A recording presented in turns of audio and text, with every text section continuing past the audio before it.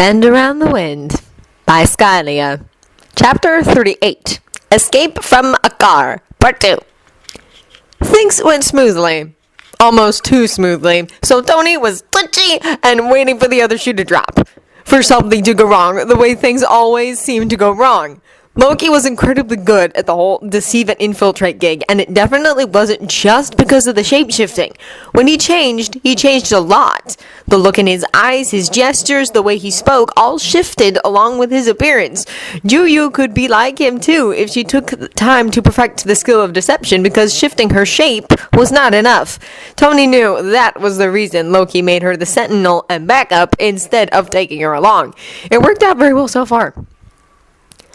Tony listened as Loki, Drongo, and Bee successfully made their way into the depths of the base towards the children, but it didn't actually make him relax. Tony hated to be the one to wait, but he knew how important it was to secure their escape route, and it's not like anyone had enough firepower to hold the transporter against any possible attack. It had to be Tony or Loki, because they couldn't trust Drongo that much just yet. It would have made them both uneasy to leave him here alone. So Tony listened and waited. He hated it. The Imperial was tied up and silenced again. He was now sitting in a corner where Tony could keep an eye on him. They agreed with Loki that they would hand over any possible hostages to the Shadow People. It was only fair. It was Tony, of course, who wanted to keep the body count to a minimum, and he was pretty pleased with himself when Loki shrugged and agreed. He killed 2 out of 6, which meant that about 66.67% survived. Pretty awesome when it came to Loki. It also cemented his belief that Loki did not enjoy killing. He merely had no qualms about killing those who stood in his way or attacked him. It wasn't much. It was still a moral slippery slope, but it was a big difference. Huge difference. It was the difference between ruthless and downright evil. He knew Loki was not evil, but it was still great to see some evidence once in a while. Then he noticed some sort of guard approaching the transporter. He disconnected his mic from the network to not disturb the others, but he still listened in. His helmet shifted into place as he headed outside. It was important to hide his face. He also switched one of his gauntlets to electric mode. He noticed a while back that the crystals were perfectly capable of storing electricity when he was experimenting on them. It turned the normal energy bullets, as he tended to call filled-up cylinders, less lethal. Energy blasts burnt and were pretty deadly, literally capable of taking chunks out of people, burning flesh and bone so viciously that it left a giant smoking hole in the body. Filling the cylinders with electricity, on the other hand, made for a pretty impressive stun shot. He couldn't use electric crystals to power his suit. They drained too quickly, but storing 1 or 2 in his gauntlets gave him an extra non-lethal weapon. He was pretty sure he could modify or rebuild some of the energy guns to include a stun mode in them, but right now he only had his repulsors compatible to the electric crystals. He was still a tad uneasy about working on weapons again, and the guns were only one project on the long line of things he planned to do. But at least he was thinking about making non-lethal weapons. That had to count for something. The guard was already standing by the door by the time Tony got here. Spacecraft number? He asked right away. CEN54RU. Tony asked. Cargo? I'm not authorized to say, Tony replied. A car security is authorized to know. The guard answered. Captain Eamon is not on board. Until he returns, I have to follow his orders. He's the only one who can decide who is authorized. The guard looked at him for a moment. Any objections to the mandatory routine checkup? He asked then. Oh, well, he was the one who insisted. Tony shrugged and stepped to the side. None at all, he said. The guard walked in and Tony followed. He waited until they turned 2 corners before releasing a bolt of electricity. The shock locked up the Imperial Guard's muscles, and he shook before he dropped like a puppet whose strings had been cut. He twitched a little after he hit the floor, but he was breathing and all. Okay, stun mode works, Tony remarked, then grabbed the gun and swung him over his shoulder to tie and lock him up with the others. He hoped this was the last guard he had to deal with before Loki and the others came back. So he had 4 unconscious guards locked up by the time he heard that Loki reached wherever the kids were kept. He was pretty pleased to hear that. He got some of what the Imperial on the other side of the line said about training, but he didn't pay attention because 4 other guards were approaching the transporter. All of them at once this time. You have got to be kidding me, he grumbled. He only just tied up the last one not 5 minutes ago. Maybe the disappearing guards were getting suspicious, but it was not like he could allow them to search the transporter and find their Imperial hostages. These guards looked different. Their armors looked sturdier and they had bigger weapons. Awesome.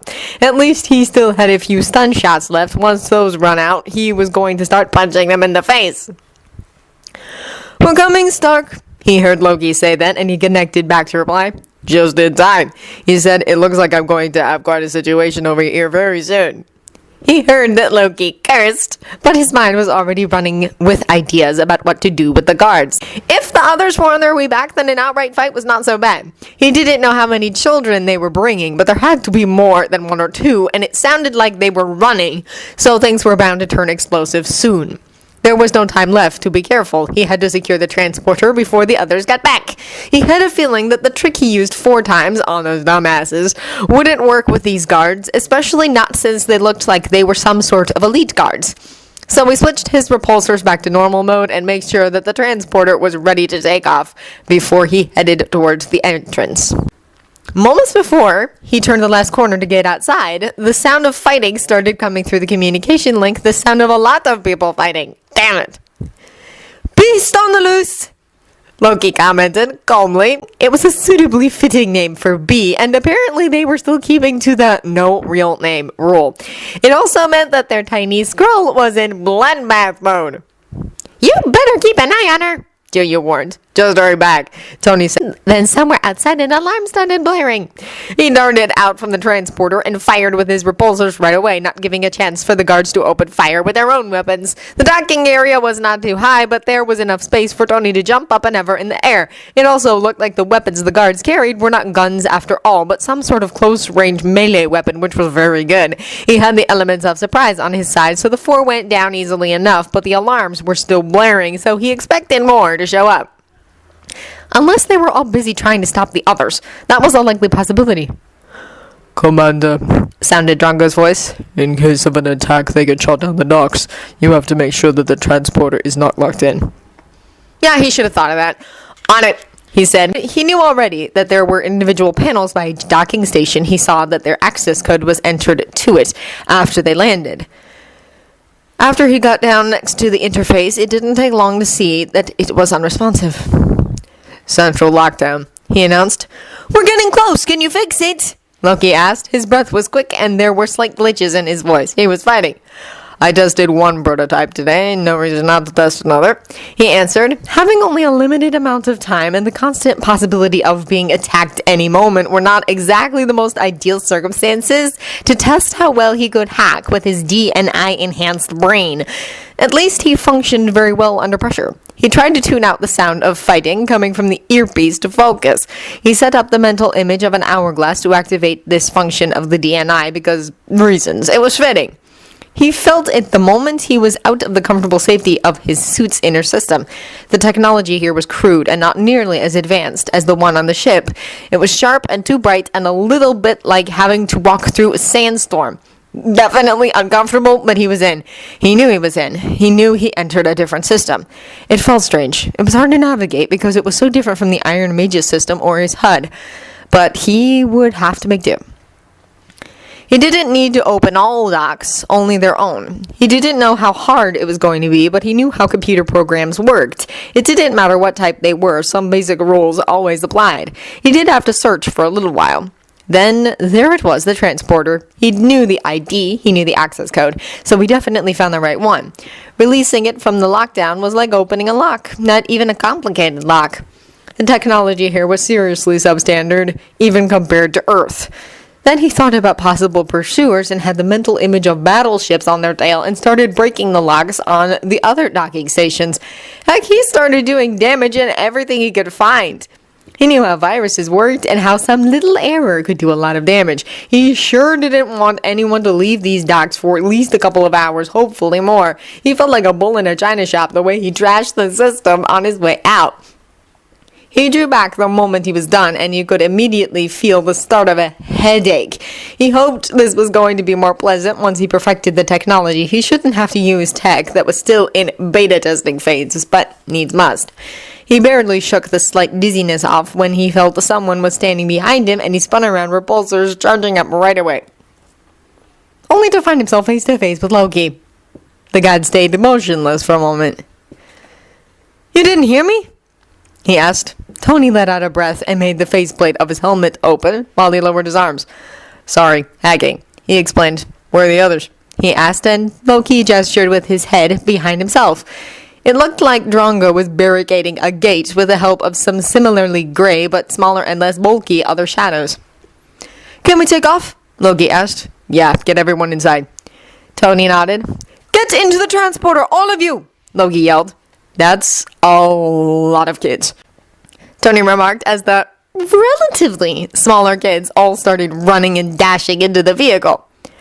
"Don't underestimate them," Loki said. He was a little out of breath and his braid was messy. He had blood on his clothes and his blades, but he seemed energetic and there was a pleased sort of smile playing on his lips.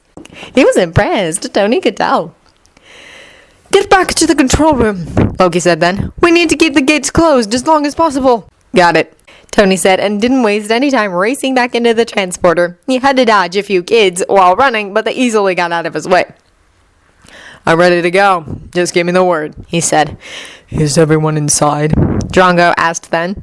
"Only you're left," Loki answered. "You have to make a run for it."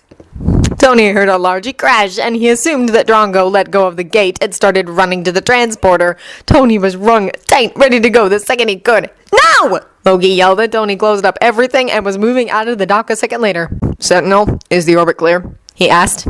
"Nothing else took off from a car so far," Juyu answered. "Well, the docks are still locked up," he said with a pleased smile. "Come close to us and keep your eyes open," Tony instructed. "Is everyone okay?"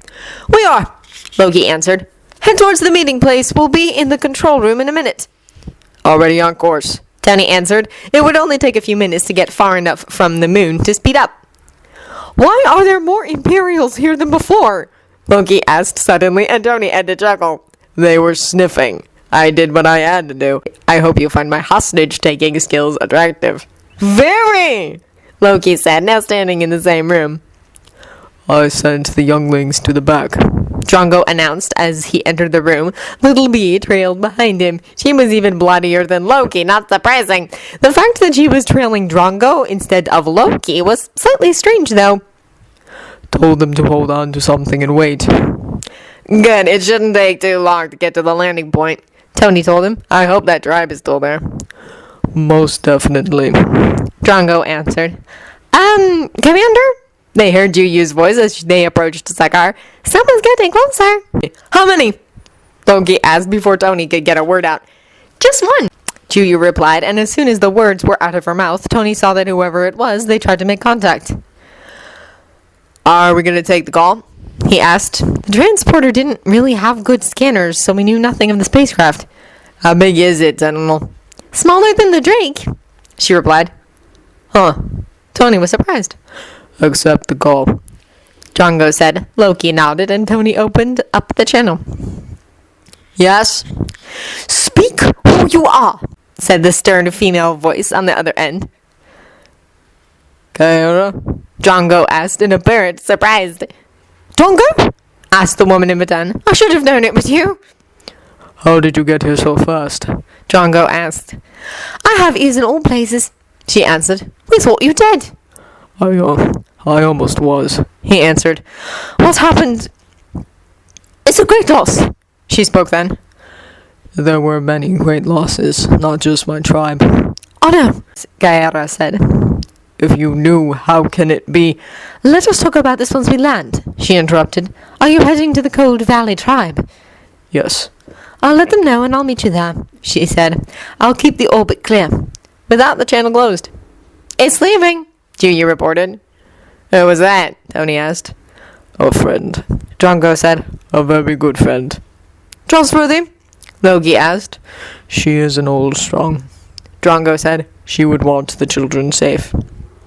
Not an answer, Tony said. I trust her. Drongo said. We won't be walking into a trap. That's going to have to be enough for now, Tony decided. He raised a questioning eyebrow at Loki. The god gave a nod after a few moments. The fact that they didn't run into anyone seemed to prove that the chick they talked with said the truth about keeping the space clear. Said chick was 7 feet tall with more muscle on her frame than Tony could ever hope to gain. She also had the sort of aura around her that made Tony want to call her ma'am. The fact that she could probably break Tony in half with a hand tied behind her back may have had something to do with that. He didn't feel this kind of unease around Drongo. The guy radiated calm. Kaera, not so much. There were other gray Sakarans standing behind her, some taller than Drongo, some smaller, some of them thin and wiry, some big and bulky, all with the same metallic gray skin and dark eyes. Bee was openly staring at them all, and Juyu also stood with her arms crossed, keeping her cool. Loki was the least impressed, but he was Loki. Tony decided that unless there was need for it, he was going to keep his distance from the giant lady. Drongo and Kaera talked with one another a little further away for a while. Then they walked back to the drake. Time was surely running out. Tony was definitely eager to leave. The tribe will take good care of the children, she said. There are some Imperial hostages inside the transporter too, Loki said. I will handle them, Kaera said, and her eyes lingered on all of them for a few moments. Did you know where the younglings were? Drongo asked. Yes. Then why did you not act sooner? We had plans, not as reckless as yours were, but we would have freed them. Time cannot be always wasted on long plans, Drongo said. You and I disagree on a great many things, but do not think I am not grateful, she said. Believe me, the Red King will not forget this blow quickly. And do you have further plans? You know I do. I can help. No, the king thinks you dead. His men reported you dead. It's better if he thinks it's true. You have to go and stay safe. I will not hide while my people suffer. Don't go. You need to go. There is nothing more for you to do here. Return to your journeys, find us more allies. That's what you can do. That is what will ensure our future. Her eyes slid back to Tony, Loki, and the girls. We are grateful for your help, she said. But you must also leave at once, because I won't be able to guarantee your safety. Believe me, we're off as soon as possible, Tony replied. Good. She nodded, then turned back to Drongo. You can leave with the tribe. No. The man shook his head. If I must go, I will follow a new path. I have a debt to repay for the help I received. He gestured in the general direction of Tony and Loki. Kaera frowned for a moment, then asked, Where exactly are you going?